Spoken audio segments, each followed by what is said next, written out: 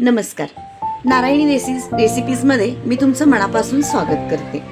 आज मी तुम्हाला बटाट्याची आमटी कशी बनवतात, खास करून आमच्या कोल्हापूरमध्ये ती रेसिपी मी तुम्हाला दाखवणार आहे. त्यासाठी मी इथं मीडियम साईजचे 4 बटाटे घेतलेले आहेत. पण मी या बटाट्याची तुम्ही पाहू शकता, ह्या बटाट्याची साल मी काढलेली नाहीये. बरीच लोक ही आमटी किंवा भाजी बनवताना बटाट्याची साल काढतात, पण ह्याच्यामध्ये खूप प्रोटीन्स आणि विटॅमिन्स असतात, कॅल्शियम असतं, म्हणून हे सालीसहित मी आमटी बनवते. आणि ह्याची आमटीची तुम्ही बनवून पहा, ह्याची टेस्ट पण खूप वेगळी लागते, खूप छान लागते. हे मी घेतलेले बटाटे बारीक चिरून घेतलेले आहेत. त्याच्यासाठी मी इथे तुरीची डाळ 3 चमचे भिजवून घेतलेली आहे. कोल्हापुरी तिखट घेतलेलं आहे, जिरे घेतलेले आहेत, मोहरी घेतलेली आहे, हळद घेतलेली आहे, स्वादानुसार मीठ आहे, 1 कांदा घेतलेला आहे आणि थोडी कोथिंबीर घेतलेली आहे. चला मग आपण आता बटाट्याची आमटी बनवायला सुरुवात करूया. आता मी गॅस चालू करून घेतलेला आहे. ह्याच्यामध्ये मी 4 बटाट्यांसाठी 3 चमचे तेल वापरणार आहे. हे मी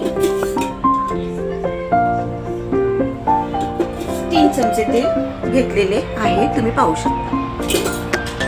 तुम्हाला जर तेल तुम्ही कमी खात असाल तर तुम्ही कमीही वापरू शकता. की ह्याच्यामध्ये मी 1 चमचा मोहरी घालून घेते. मोहरी चांगली तडतडली की ह्याच्यामध्ये मी अर्धा चमचा जिरे घालून घेते. जिरे वापरताना कोणत्याही भाजीमध्ये तुम्ही थोडे कमीच वापरा, कारण जिऱ्याला थोडंसं कडवटपणा असतो. तो भाजीमध्ये उतरला तर मग भाजीची टेस्ट चांगली नाही लागत. जिरे मोहरी चांगले तडतडले की याच्यामध्ये मी हा 1 घेतलेला कांदा घालून घेणार आहे.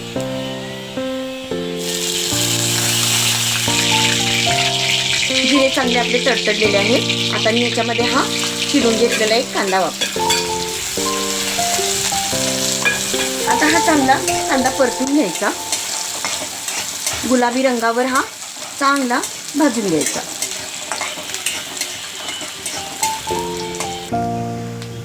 आता आपला कांदा चांगला गुलाबी रंगावर परतलेला आहे. आता ह्याच्यामध्ये मी 1 चमचा हळद घालून घेते. तुम्ही जेवण बनवताना हळदीचा वापर हमखास करा, कारण हळद आरोग्याला खूप चांगली असते. आता ह्याच्यामध्ये मी 4 चमचे कोल्हापुरी तिखट घेतलेला आहे, ते घालून घेते. तुम्ही पाहू शकता, तिखट तुमच्या आवडीनुसार तुम्ही वापरू शकता. आता ह्याच्यामध्ये मी हे कापून घेतलेले 4 बटाटे घालून घेते.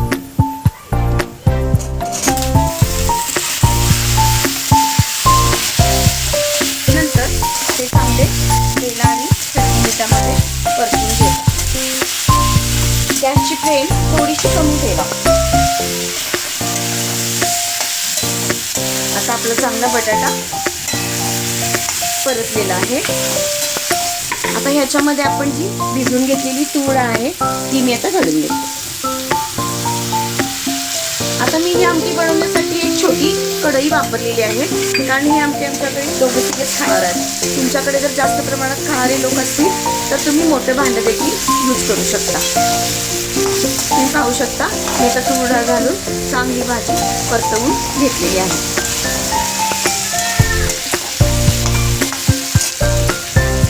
आता याच्यामध्ये मी कोथिंबीर घालणार आहे. आणि आता ह्याच्यामध्ये मी हे 1.5 चमचा मीठ घेतलंय, ते घालून घेते. ते तुम्ही गरम पाणीच वापरा, कारण गरम पाण्यामुळे भाजीची चव चांगली येते. ते तुम्ही पाहू शकता, मी या आमटीसाठी गरम पाणी घेतलेलं आहे, ते मी आता ह्याच्यामध्ये घालून घेते.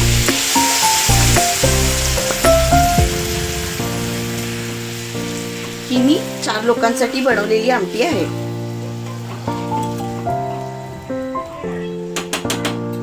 आता ही आमटी आपण एक 10-15 मिनिटासाठी झाकून ठेवूया.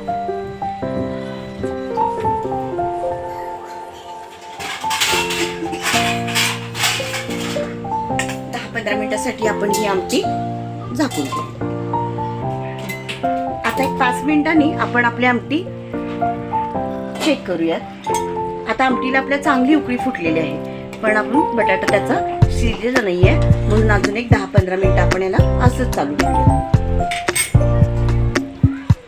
आता मी आमटी पुन्हा झाकून ठेवलेली आहे. आपण पुन्हा आपली आमटी चेक करूया. ही पहा, आता आपली बटाट्याची आमटी एकदम खाण्यासाठी रेडी झाली आहे. खायला ही आमटी खूप स्वादिष्ट लागते. माझी आमटीची रेसिपी तुम्हाला आवडली असेल तर माझ्या नारायणी रेसिपी चॅनलला लाईक करा, सबस्क्राईब करा आणि शेअर करा.